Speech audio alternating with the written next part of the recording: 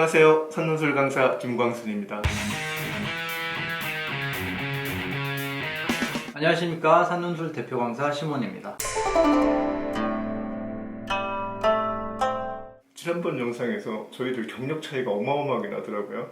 그동안 뭐 하셨어요? 약간 자괴감. 아 정말. 오늘 이 대강사 심원 선생님 모시고 오늘 무슨 얘기 하려고 모였습니까? 오늘은 이제 본격적으로 논술 원서 어떻게 쓸 것인가. 그렇죠.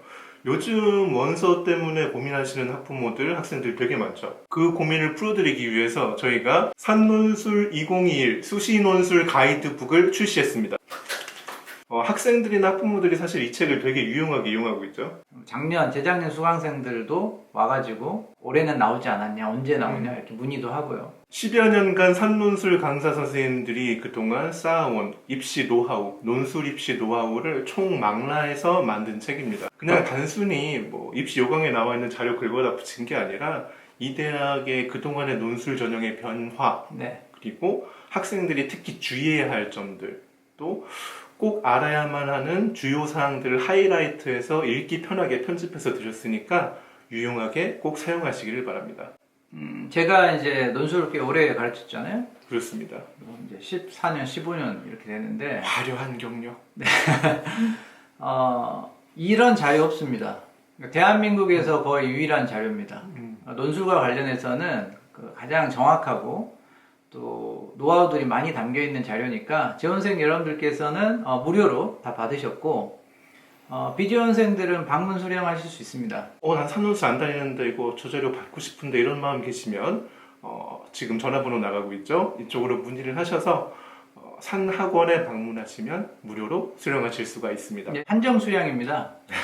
리미티드 에디션. 아마 늦게 오시면 뭐 없겠죠. 그렇습니다. 더 안 찍습니다. 논술 가이드북이 인기가 있는 이유는 이제 수시 입시에서 논술 전형 어떻게 접근해야 되느냐, 어떻게 써야 하느냐에 대한 관심이 높기 때문인데요. 원서를 어떻게 쓸 것인가. 더 디테일한 얘기는 나중에 더 자세한 영상으로 찾아뵙겠습니다만은 오늘은 일단은 여러분들이 꼭 아셔야 될 원서 가이드의 핵심 사항들 7가지를 딱 집어서 말씀을 드리도록 하겠습니다. 원서를 쓸 때 주의할 점은 자신의 수능 최저를 낙관하지 말아라. 그러니까 너무 좋은 쪽으로 생각하지 말고 최악의 상황도 함께 고려를 해야 됩니다. 공부하다 보면은 왠지 다 이룰 것 같거든요. 그리고 그런 학생들 물론 잘 이루면 좋겠습니다만 제일 나쁜 경우가 불가능해 보이는 무리한 목표 설정해서 거기에 에너지를 다 쏟은 다음에 장렬히 전사하는 케이스. 9월 모의고사에서 모든 에너지를 다 쏟고 이제 실제 수능은 좀 이상하게 나오거나 또는 뭐 실력은 올랐지만 실제 논술고사 보러 가서는 논술 준비를 제대로 안 해서 시험을 못 보거나. 수능 최저 맞추는 거 가장 중요하니까요. 일단 공부를 하실 때도 어떻게 하면 내가 시험 보려는 대학의 수능 최저를 맞출 수 있을지 좀 더 전략적으로 계획을 세우시고 만약에 내가 수능 최저가 목표한 게 안 나올 수 있다면 어느 대학을 쓸 수 있을까까지 고려를 하셔야 됩니다. 그렇습니다. 즉 최악의 예측도 한번. 그래서 항상 원서를 쓰실 때는 플랜 A와 플랜 B를 함께 2개 정도의 플랜을 가지고 이제 교차를 한번 해보시는 게 좋습니다. 저희가 면담할 때도 학생들에게 수능 최저가 나온다고 가정한 모델과 수능 최저가 좀 안 나왔을 때 쓸 수 있는 모델 두 가지 정도를 주고 그 중에서 이제 골라가지고 원서를 쓰게 만들고 있습니다. 이런 방법으로 저희가 지금 수년째 계속 원서 상담을 해오고 있는데 정말 저희 학원 애들은 수능 최저 못 맞춰서 시험 못 보러 가는 경우가 물론 있긴 있습니다만 아주 적은 편이죠. 적은 편이죠. 왜냐하면 처음부터 아예 수능 최저를 아주 짜게 생각하기 때문에. 근데 이제 너무 낙관적으로 생각하면 아무데나 쓰고 그렇습니다. 시험을 못 보러 가는 경우 최악의 경우는 1년 정도 열심히 논술 준비하고 수능 시험 본 다음에 논술 시험을 한 군데도 못 보러 가는. 방금 심원 선생님 말씀하신 것처럼 수능 최저에 대한 조금 현실적인 예측을 꼭 하고 지원을 결정하셔야 됩니다. 다음은 이제 학교인가 학과인가. 이것도 되게 중요한 주제죠. 이게 이제 되게 당연한 얘기처럼 보이는데 예를 들면 제가 학생들한테 이렇게 물어봅니다. 성균관대가 가고 싶니? 심리학과가 가고 싶니? 성균관대요. 주제가 너무 핫해요. 이렇게 말합니다. 주제가 너무 핫합니다. 그러면 성균관대는 뭐 인문계열을 써야 되겠네 이렇게 말하면 아니 그건 아니고. 그렇죠. 또 극단적으로 이게 드러나는 학교가 한국 외대. 외대. 그렇습니다. 외대를 가고 싶니? 아니면은 뭐 정치외교를 가고 싶니? 이렇게 이제 물어봅니다. 그러면 외대를 가고 싶어요. 아 그래? 그럼 외대 입문을 쓰면 되겠구나. 아제르바이잔어과 쓰자. 이란어 쪽은 어때? 중동과의 관계도 있고 뭐 장기적으로 보면 괜찮을 것 같아. 그럼 뭐라고 얘기하냐면 그래도 이란어는 이렇게 말합니다. 그렇습니다. 그러면 이 학생은 학교도 포기하지 않고 학과도 포기하지 않는 거죠. 그러니까 극단적으로 얘기하면 내가 학교를 선택했다면 학과는 일단 좀 제껴놓는 게 좋고 학과를 선택했다. 그러면 학교는 또 무시해도 되죠. 언론정보와 관련 학과를 되게 가고 싶어 하는데 사실 이제 저희 뭐 선후배들 중에서 PD 되고 뭐 방송 작가 되고 뭐 또 앵커 되고 이런 사람들 많은데 그 학과 안 나왔죠. 그러니까 이제 인문대 나온 사람들이 대부분 제가 이제 학과냐 학교냐 이렇게 물어보지만 사실 현역 고3들이 그 학과에서 뭐 하는지 잘 모릅니다. 세 번째로 넘어가면 쓸데없이 경쟁률 높은 학과들이 있어요. 그래요. 그런 학과들은 피하는 게 좋습니다. 모든 학생들이 막연한 동경심으로 학과를 지원하게 돼요. 그러면은 쓸데없이 경쟁률이 높잖아요. 그 중에는 이제 허수도 있겠지만 또 실제로 논술 잘하는 학생이 있을 가능성도 높기 때문에 그냥 자기가 생각했을 때 적당한 학과를 골라서 너무 높지 않은 학과를 선택하는 게 또 하나의 방법이죠. 그러니까 여러분들이 대학에 입학하고 나서는 또 다른 세계가 펼쳐집니다. 그 안에서 새로운 도전들이 기다리고 있어요. 여러분들이 지금 처음 하는 선택이다 보니까 여기서 모든 걸 완벽하게 해야 돼 라는 중압감들이 있으신데 그렇게까지 생각하실 필요 없고요. 정말 나는 막 여기 아니면 안 되겠어. 난 태어날 때 신탁을 받았다. 나는 그 일을 하려고 태어난 사람이다. 이 정도라면 뭐 쓰셔야 되겠죠. 그렇죠. 그런 도전은 저희도 응원하고요. 그런데 꼭 그렇게 생각하는 학생들은 언론 홍보하고 심리학과 쪽으로만 공부를 하고 싶어 하더라고요. 왜 뭐 이란어를 타고나서 하는 학생도 있을 법한데 이게 자연의 법칙은 되게 평균적이어야 하는데 그렇지 않죠. 너무 자기 적성이 안 맞는 학과를 억지로 쓸 필요는 없지만 그게 아니라면 너무 또 배척할 필요도 없다 이렇게 생각하시면 되겠습니다. 그 다음 좀 현실적인 문제인데 이제 시험 시간 중복의 문제가 있습니다. 이것도 핫한 문제죠. 예. 실제로 6장의 수시 원서를 다 시험을 보러 못 나가는 경우가 비일비재하죠. 그러니까 이제 가장 최악의 경우는 이겁니다. 아까 제가 맨 처음에 말씀드렸던 것처럼 수능 최저를 낙관하지 말라고 했잖아요. 이렇게 얘기하니까 어떤 학생들은 선생님 그럼 저는 뭐 2등급 2개 나올 수도 있고 안 나올 수도 있다고 생각할게요. 이 원서를 2등급 2개를 써놓고 같은 시간대에 최저 없는 데를 써요. 그런 중복 지원.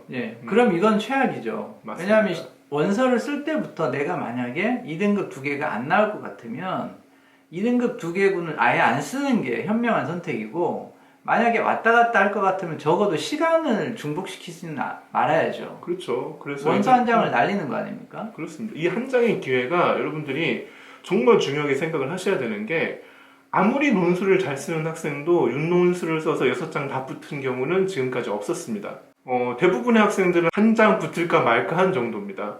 그 말은 뭐냐면 이 학생이 뭐 여기 한 장 합격하고 다른 데 한 장은 예비번호 2번 받고 이런 식이라는 거예요. 즉 실력이 완성이 돼도 막판에 가면 사실 그날의 컨디션이라든지 시험 문제와 자기의 궁합이라든지 이런 아주 자잘한 요소가 조금 영향을 줘요. 그래서 합격을 장담하기는 어렵습니다. 4번을 썼는데 그 중에 한 번 합격 가능하게 쓴다. 그러면은 그 학생 꽤 잘 쓰는 학생이고 그렇죠. 뭐 6번을 썼는데 한 번 정도를 잘 쓴다 그러면 그래도 합격 가능성이 있는 거죠. 그렇죠. 그러니까 논술 전형을 지원하는 학생들은 시험을 최대한 많이 보는 게 유리합니다. 방금 말씀하신 4번을 써서 한 번 잘 볼 가능성이 있는 학생이 아까처럼 중복 지원을 해가지고 3번을 썼다. 3번밖에 시험을 못 보러 갔다. 얼마나 아쉽습니까? 한 번 더 쓰면 가능성이 더 높아질 수 있는데 타율이라고 하죠.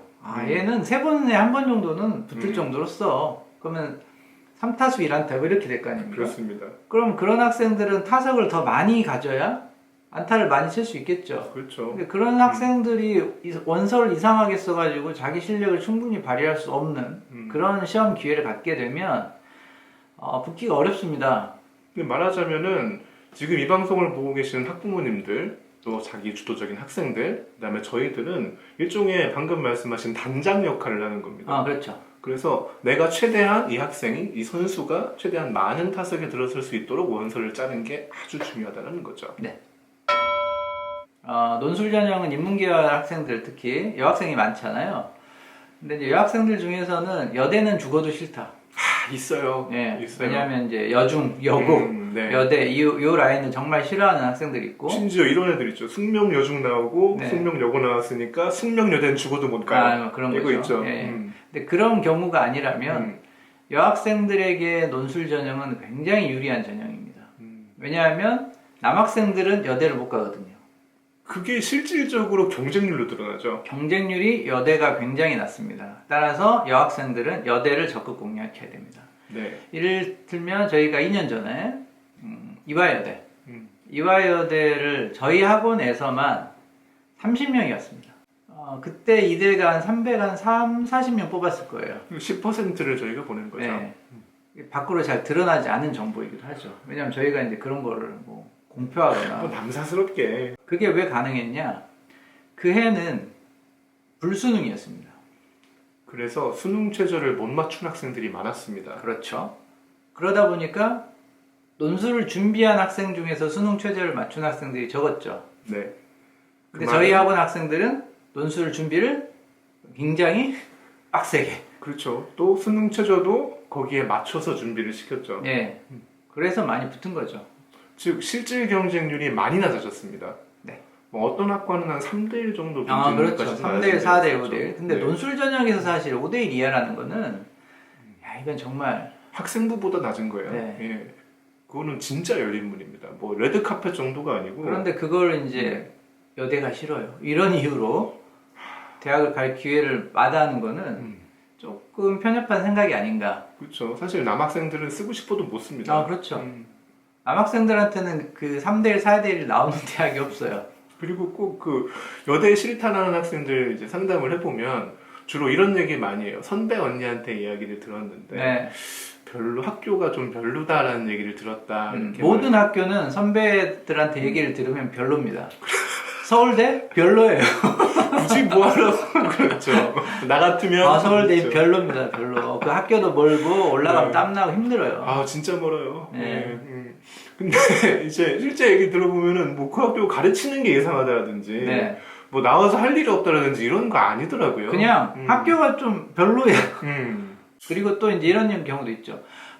여학생들 사이 경쟁이 너무 치열해. 고등학교랑 달라요. 대학 생활이라는 게 무슨 고등학교처럼 뭐 날마다 붙어 다니면서 막 취직도 해야 되고 공부도 해야 되는데 누가 고등학생, 중학생들처럼 그렇게 막 하겠습니까? 네.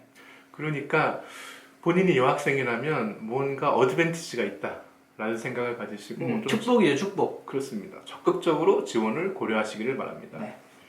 이건 갈수록 정말 흥미진진하네요. 네. 벌써 6번째 팁입니다. 6번째 팁은 이제 뭐랄까 안전판 같은 건데 주변에서 많은 정보들을 들을 겁니다. 예를 들면 어느 대학은 뭐 수능 최저가 뭐 2개 함6이라더라, 뭐 시험 날짜가 언제라더라, 뭐 필기도구는 볼펜이 된다더라, 안 된다더라, 뭐 이런 것들 있죠. 그런데 이제 그 정보들은 몇 년 지난 것들도 있고 네. 부정확함도 있습니다. 저희가 이 가이드를 통해서 최대한 정확한 정보를 제공하려고 노력을 했지만 또 그 사이에 바뀌기도 하고 인간이 하는 일이다 보니 실수가 있을 수도 있습니다. 따라서 원서를 지원하기 전에는 반드시 자기 눈으로 그 대학의 입시 요강을 직접 확인해야 됩니다. 아주 중요합니다. 아주 중요합니다. 이거 실수 때문에 지원을 못하는 대학이 생긴다든지 뭔가 착오가 있어서 잘못되는 거는 이거는 너무 억울한 일이잖아요. 해마다 꼭 그런 학생들이 있죠. 조금씩 시험 원서 제출 시간을 놓쳤다. 이거 있죠. 얘들아 원서 접수 잘했니? 라고 물어보면 원서요! 깜짝 놀라서 튀어나가는 애들 있습니다. 네. 절대로 그러시면 안 되고요. 그러니까 정신줄 꽉 잡고 그 원서 작성 시기가 되면 꼼꼼하게 하나씩 자기가 따져봐야 됩니다. 여러분들이 입시를 준비할 때 주변의 도움을 많이 받기 때문에 자기는 가만히 있고 자기가 아무것도 하지 않아도 주변에서 다 뭔가를 해줄 거라 이렇게 생각하는 경우도 있어요. 심지어는 재수생인데 수능 시험을 신청을 안 해. 그런 경우도 있습니다. 정말입니까? 네. 뼈 맞았어. 네.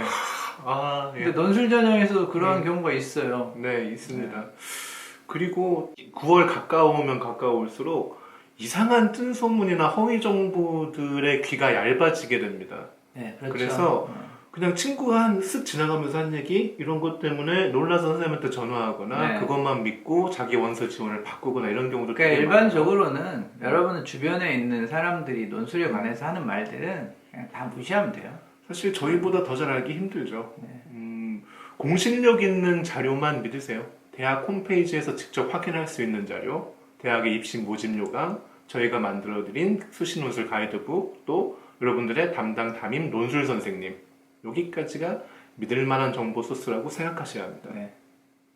자, 그러면 이제 벌써 마지막 팁입니다. 마지막 팁이기도 하고 이제 우리가 다음 시간에 알아볼 중요한 원서 작성 가이드 중에서 가장 첫 번째 네, 실전적인 팁이 되겠죠. 아주 유효한 팁입니다. 네.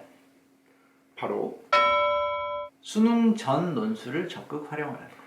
수능 전에 논술을 보라고요? 네. 그거 학생들이 부담스러워서 어떻게 봅니까? 수능이 목전인데 그 전에 시험을 보면 나의 운이 확 날아가가지고 잘못돼 버릴 수도 있을 것 같은데요? 다음 시간에 말씀드릴게요.